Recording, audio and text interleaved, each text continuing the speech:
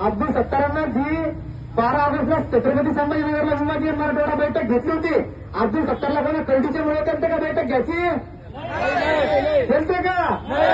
मग अब्दुल सत्तारला जर का पुढे प्रश्न सोडवायचा होता तर मुख्यमंत्री संघ काय बैठक लागली नाही? मग आता 24 सप्टेंबरला निवेदन दिलं.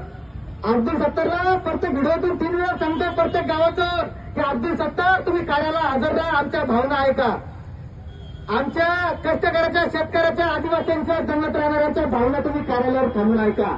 या मुख्यमंत्र्यांनी सांगितलेलं होतं शासन आपल्या दारी. अरे अब्दुल सत्तार तुझ्या घरी आलो, तू कुठे गेला?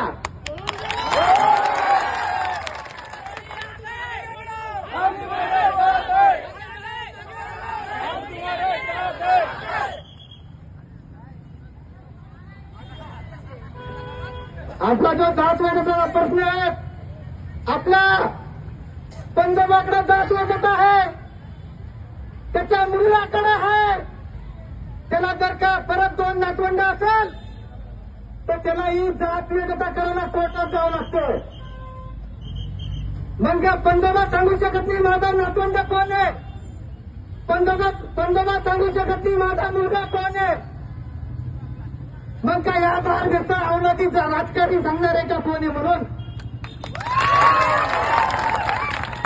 या जातीवादी मुख्यमंत्र्याला मला सांगणे आणि या अब्दुल सत्तारला मी सांगणे, तुझ्या तुमका याच जागेवर 2 ऑगस्टला मुख्यमंत्री येतो, तू सांगशील ती बिर्याणी खातो, तर म्हणून तुला सांगितलेली जात वैधता काय मिळत नाही आम्हाला. तू फक्त एवढंच सांगू शकत नाही का जात वैधता कोणी म्हणणार कोणी महादेवला द्यायची म्हणून?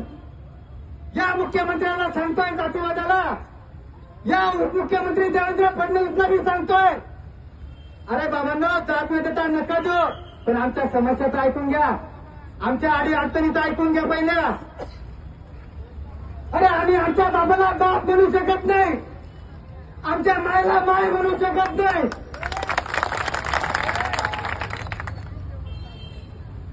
आपली परिस्थिती आपल्यावर आणून ठेवलेली आहे. कदाचित यायला माहिती नाही, कदाचित यायला माहिती नाही की आम्ही वल्लाकोळ्याच्या अवनतीतले पट्टर कोणी आहे.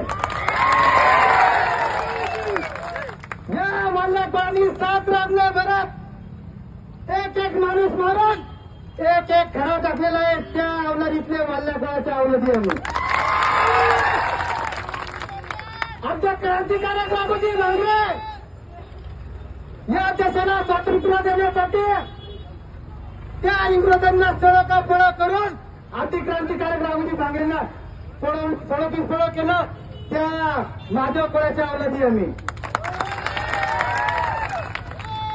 आणि आता राज्य कोण करतोय आपल्यावर? हे असले अब्दुल सत्तारवांनी जातीय लोक, हे जातीवादी लोक आपल्यावर अन्याय करते, हे जनतेचे सेवक होते. आपण मतदान करून यांना लोकप्रतिनिधी बनवलं कारण आमच्या आडी अडचणी सोडवण्यासाठी. 15 वर्षापासून या अब्दुल सत्तारने आपण संधी दिली, 25 वर्षापासून रावसाहेब दानवेला संधी दिली. त्या रावसाहेब दानवेच्या म्हणण्यानुसार देशाचा गृहमंत्री जालन्यामध्ये येतो, देशाचा पंतप्रधान जालन्यामध्ये येतो आणि रावसाहेब दानवेच्या म्हणण्यानुसार या अजिंठा डोंगर पट्ट्यातील माधव कोळी मल्हार कोळी जमातीला जात वैधता मिळत नाही का? जात वैधता का मिळत नाही? हा अति महत्वाचा मुद्दा आहे. या अब्दुल सत्तारला मला सांगणे, अरे बाबा तुला 26 तारखेला निवेदन दिलं या कार्यालयाला आणून, तू का तेव्हा झोपेत होता का?